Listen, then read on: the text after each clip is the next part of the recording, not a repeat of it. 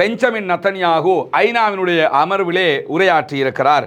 அதில் என்ன சொன்னாருங்கிறத பாருங்க. ஏன்னா இப்போ நீங்கள் அதை பார்த்துட்டு இதை பார்க்கும்போது உண்மையான யதார்த்தமான நிலை காஸ்பிட்டை போன்றே உலகம் நம்புகிறது என்பதை நம்ம அழகாக புரிந்து கொள்ள முடியும். எந்த அளவுக்குன்னு கேட்டால், நெத்தன்யாகு இன்றைக்கு பேசிக்கொண்டிருக்கும் போது ஏற்கனவே நம்ம சொன்ன மாதிரி அங்கே இருந்த பல நாடுகளுடைய பிரதிநிதிகளும் வெளியேற ஆரம்பித்து விட்டார்கள். வெளியேற ஆரம்பிக்கும் போது அவர் ஆரம்பிக்கிறார், உலக தலைவர்களிடம் நான் சொல்லுகிறேன், நீங்கள் இஸ்ரேலை ஆதரிக்க வேண்டும், இஸ்ரேல் பக்கம் தான் நீங்கள் எல்லாரும் நிற்கணும். ஐநாவுடைய பொதுச்சபையில் பேசும்போது இவர் ஆரம்பிக்கும் போது இப்படி தான் ஆரம்பிக்கிறாரு. ஆரம்பிச்சுட்டு என்ன சொல்கிறாருன்னு கேட்டால், அக்டோபர் 7ஆம் தேதிக்கு பிறகு பல நாட்டு தலைவர்களும் இஸ்ரேலை தான் ஆதரித்தார்கள், ஆனால் அந்த ஆதரவு இப்போது மறைந்து விட்டது. வழங்குதா இல்லையா?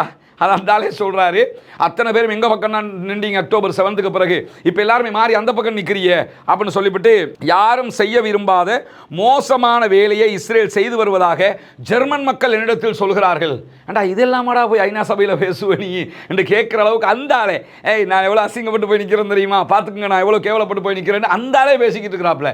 அதில் ஒன்றாக தான் சொல்கிறார், ஜெர்மன் மக்கள் என்ன சொல்கிறாங்கன்னு கேட்டால், யாருமே செய்யாத ஒரு அசிங்கமான வேலையை நீங்கள் பண்ணிக்கிட்டு இருக்கிறீங்கன்னு ஜெர்மனாக்கள் எங்கள்கிட்ட சொல்கிறாங்க.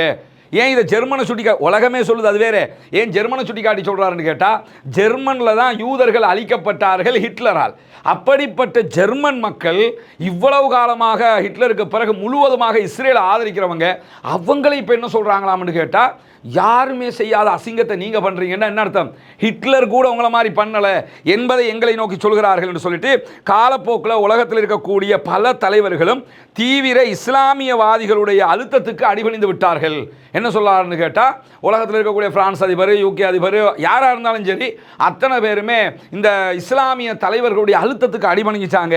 தீவிர இஸ்லாமியர்களுடைய அழுத்தத்திற்கு அடிபணியும் உலகத் தலைவர்களிடத்தில் நான் சொல்ல விரும்புகிற விஷயம் என்னன்னு கேட்டால், நீங்கள் அத்தனை பேரும் திருப்பி இஸ்ரேலை ஆதரிக்கணும். நான் இதை பேசும்போது நானே நினச்சேன், என்னமோ சொல்ல போகிற அச்சரிக்கை உங்களுக்கெல்லாம் அட்டிப்பம் பார்த்துக்கிட்டா ஏதாவது சொல்ல போகிறாருன்னு. என்ன சொல்கிறாரு, நீங்கள் அத்தனை பேரும் திருப்பி எங்களை ஆதரிக்கணும் அப்படின்னு சொல்லிவிட்டு, கடந்த 2 ஆண்டுகளில் 7 முனைகளில் யுத்தத்தை நடத்தி பயங்கரவாதிகளை எதிர்த்து போராட வேண்டிய கட்டாயங்களுக்கு ஏற்பட்டிருக்கிறது. யாரோட தான் யுத்தம் பண்ணீங்க? சும்மா இருந்த ஈரானுக்கு போய் அடிச்சது, சும்மா இருந்த கத்தருக்கு போய் அடிச்சது, காசாவை நோக்கி வந்துகிட்டு இருந்த ஃப்ரீடம் ஃப்ளோட்டிலாவுடைய கப்பல்களுக்கு போய் அடிச்சது, இதெல்லாம் பெரிய யுத்தம் பண்ணினதாக அந்த சொல்லிக்கிட்டு என்ன சொல்கிறாருன்னு கேட்டால், நான் பாலஸ்தீனத்தில் இருக்கக்கூடிய கைதிகளிடம் கூறுகிறேன். அந்த ஸ்பீக்கர் மாட்டி வச்சதுக்குரிய வேலை தான்.